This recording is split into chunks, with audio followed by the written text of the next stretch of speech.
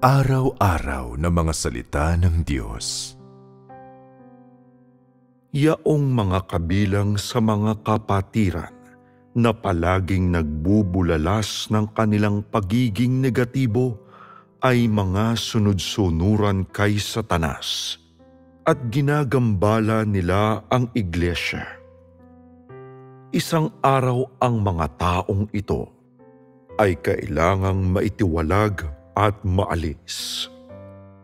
Sa kanilang paniniwala sa Diyos, kung ang mga tao ay hindi nagtataglay sa loob nila ng isang pusong gumagalang sa Diyos, kung sila ay walang puso na masunurin sa Diyos, kung gayon, hindi lamang sa sila ay hindi makagagawa ng anumang gawain para sa Diyos, kundi sa kabaliktaran ay magiging mga tao na gumagambala sa gawain ng Diyos at mga sumusuway sa Diyos.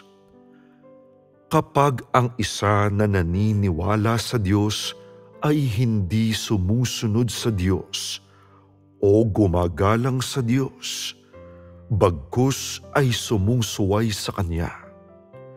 Kung gayon, ito ang pinakamalaking kahihiyan para sa isang mananampalataya.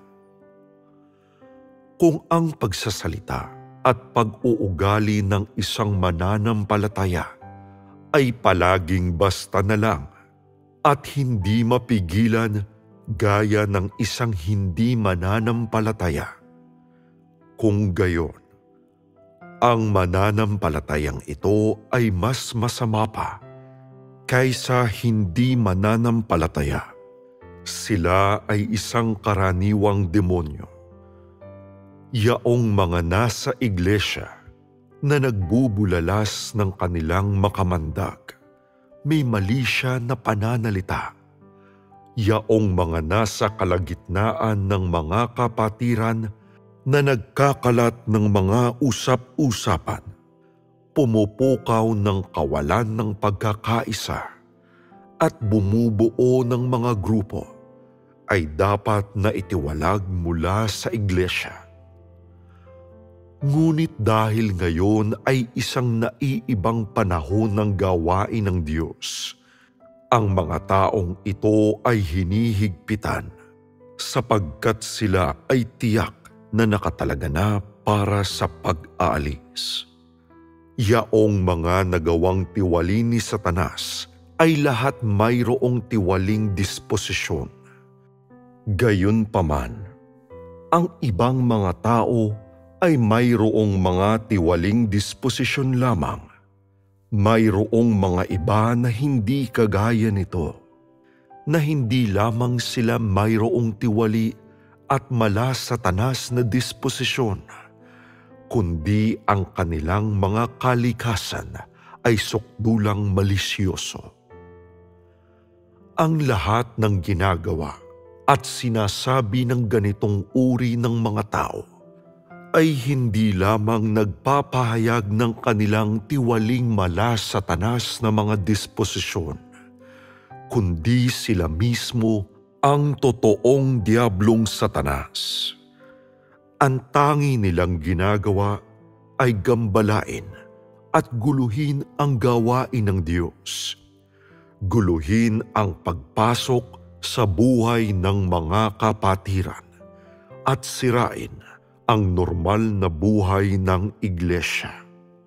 Ang mga lobong ito na nakadamit tupa ay kailangang mapalaya sa malaot madali at hindi dapat kaawaan at tanggapin ang mga aliping ito ni Satanas. Sa paggawa lamang nito, makapaninindigan ang isa sa panig ng Diyos at yaong hindi makagagawa ay nakikipagsabwatan kay Satanas. Ang Diyos ay palaging nasa puso nila na talagang naniniwala sa Diyos at palaging taglay sa loob nila ang isang pusong gumagalang sa Diyos, isang pusong maibigin sa Diyos. yaong mga naniniwala sa Diyos ay gumagawa dapat ng mga bagay sa pamamagitan ng isang maingat at mapanagot na puso. At ang lahat ng kanilang ginagawa ay alinsunod dapat sa mga kinakailangan ng Diyos at makalulugod sa puso ng Diyos. At sila ay hindi dapat matigas ang ulo. Ginagawa ang anumang maibigan na hindi angkop sa banal na kagandahang asal.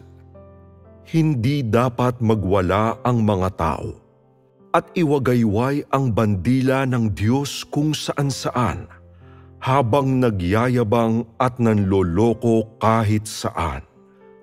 Ang paggawa nito ay ang pinakarebelyosong pagkilos. Ang mga pamilya ay mayroong kanilang mga patakaran at ang mga bansa ay mayroong kanilang mga batas. Hindi ba't lalo na sa tahanan ng Diyos? Hindi ba't ang mga pamantayan ay lalong mas mahigpit? Hindi ba't mas maraming atas administratibo? Malaya ang mga tao na gawin kung ano ang gusto nila.